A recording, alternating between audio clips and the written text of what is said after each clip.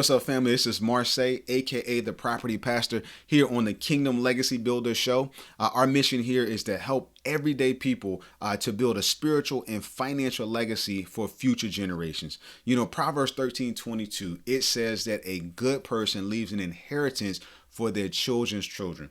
And then it also says that a sinner's wealth is laid up or stored up for the righteous. So here on the Kingdom Legacy Builders, we're here talking all about the financial rat race revolution. You know, if you haven't seen our rat race revelation video, that just talks all about how we go to work every single day to work on a job that basically, if we die tomorrow, within a week or two, our job will be filled. They would have moved on to the next thing. Nothing against the company, right? But you are an asset to the company, right? But you and I have got to get to the place where we are building a legacy for future generations, where you are literally your own CEO of your own company.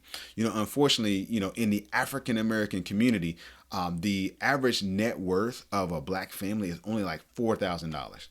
You know, our counterparts, Caucasian counterparts, their average net worth is about $110,000 on average, right? So here on Legacy Builders, Kingdom Legacy Builders, we are teaching kingdom principles, godly principles to help you to build a legacy for future generations. And in today's episode, we want to talk all about making a plan, right? Making a plan. If you're going to achieve financial independence and ultimately financial freedom, you have to make a plan. I think this Dave Ramsey, he says, look, if you don't tell your money where to go, it will leave, right? So today we're talking about getting on a budget. You must have a spending plan of how you're going to, handle your everyday finances, how you're going to plan for the future. Now, my wife is a certified financial coach. You know, if you want to be coached, right, you can check her out. I'll put the link in the comment section, but I'm just going to give you a basic principle about making a plan and getting on a budget. And it's very simple, right? I call it basically the 60, 10, 10, 10, 10 plan. And what that is it's basically breaking up categories of spending money so that you can basically tell your money where to go. And what a lot of us do is that we find that at the end, we have too much month left over at the end of our money. And what I mean by that is you on the 20th of the month and you got bills still coming in. You on the 20th of the month and you're trying to figure out, how are we going to do this? You're sitting at a kitchen table. I think it's an old famous painting. They're sitting around the kitchen table with some coins in their hands trying to figure out, you know, how are we going to take care of this, right? We want at Kingdom Legacy Builders to teach you guys principles so that you can build a financial future for future generations, right? You want to build a legacy for future generations. So let's dig into this thing. First of all, the 60%. The 60% should cover your everyday expenses. What do I mean? You know, gas in the car, food, groceries, things like that, buying clothes, medicine, all the things that take place, you know, your rent, right? Or your mortgage, you know, all of the things that you need on a day-to-day basis to manage your household. That's your expenses, car note, all that kind of stuff, right? The other piece though is for debt pay down, right? So the 60% goes to expenses. And then you should spend the next 10% on debt pay down. Now, the nice part about it is once you get debt paid off, you can take that 10% and roll it into investments, right? But for me, the 60% is my day to day. Now, you must recognize if you got credit card bills, if you have consumer debt, and all you are doing is paying the minimum balance, you're not getting ahead. You have just become a slave, right? The Bible says that the borrower is the servant of the lender, right? So if you are in a situation where you've got multiple credit cards and all you're doing is paying the minimum balance, you're never going to get out of debt, right? So you got to put more money towards it. There is something called a snowball method, which is a phenomenal tool to get out of debt, right? And I'm not going to go into that in this video, but 10% of your money needs to go towards debt pay down. Now you may be saying, well, you know, Marseille, I can't afford that. You know, it's taking everything I got. Well, what that means is that your cost of living, your lifestyle is exceeding what you can afford. So you got to make some changes, right? You got to make some changes. You got to stop going to Starbucks. You got to stop going out to eat. You got to stop buying doodads. I talked about it in a previous video.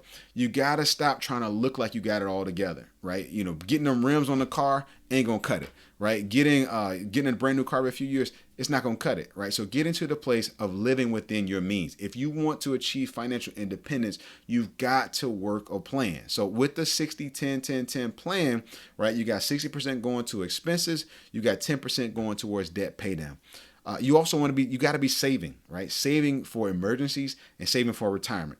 It's a tragedy to get towards the end of life, and you got people that's still working every single day, depending on a little bit of Social Security, trying to get on disability. Y'all, we can do better than that, right? So here at Kingdom Legacy Builders, we're here to teach you, right? So the 10% savings and retirement, right? Putting money in savings, but really more so into your company-backed 401k plan. But then in addition, we want to give 10% towards giving and charitable causes. For me, I know I can't outgive God. So God has been good to me, and I sow back into his kingdom. He said he gives a seed to sow, so I sow into his kingdom. So in my family, we allocate 10% at a minimum of our giving to go back, of our income to go back towards giving. Some people say, man, I can't afford to give. Listen, I can't afford not to give. And that's where I'm at. That's the kingdom principle that I've lived my life to, and God's blessed my life as a result. So, if whatever your church you go to, they may say you have to tithe and all that kind of stuff. I don't necessarily teach that, but for me, that's where my spirit is. The New Testament doesn't talk about, that you have to tithe and that kind of stuff. But it says that we should give cheerfully and sacrificially. So for me, it's about 10%. And then the last thing is that we want to give that last 10% towards growth. All right. So if you want to achieve financial independence and no longer have to work every day for a living, you've got to be acquiring assets. So 10% of that money should go towards acquiring assets. And those are things like real estate, things like mutual funds, things like stocks, things like bonds, right, that are going to generate a return and actually pay you. I love going to the mailbox in the first part of the month and picking up rent checks. Right? Because I call that mailbox money. I didn't go to work for that. I didn't do anything. It's because I own an asset. And basically people live in that asset and they pay me for the opportunity to have a place to live.